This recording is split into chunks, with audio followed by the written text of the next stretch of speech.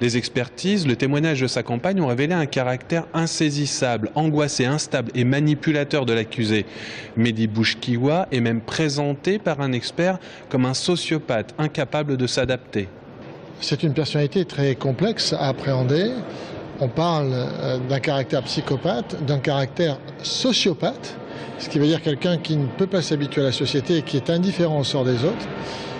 Après, ce qu'en fera la Cour de tout cela, ça dépendra peut-être aussi des interventions des uns et des autres. Ce matin, sa compagne, qui est aussi sa cousine germaine, est venue raconter comment, en mars 2011, Mehdi Bouchkiwa a abandonné sa formation de plombier chauffagiste pour se lancer à plein dans le trafic de stupes. C'est d'ailleurs chez elle, à Toulouse, qu'a été retrouvé le marteau de vitrier qui a servi à tuer Charlie Corsi, le chauffeur de taxi tourangeau.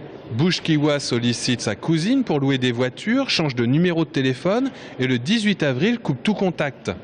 L'accusé réapparaît 5 jours plus tard et il emmène sa cousine et compagne à la mer en Espagne dans la voiture de Charlie Corsi qui a été tué le 19 avril. Il conduit le taxi, il ne le conteste pas. Mais conduire un taxi n'est pas tuer le chauffeur de ce taxi. Ce qu'il faut, c'est démontrer, sinon M. Bouchkiwa est innocent, qu'il a tué M. Corsi. Et ça n'est pas démontré. Et ça n'est pas le fait de circuler au volant du taxi de celui-ci qui démontre l'homicide. Dans l'après-midi, c'est l'intermédiaire de la transaction entre Charlie Corsi et Mehdi Bouchkiwa qui a témoigné.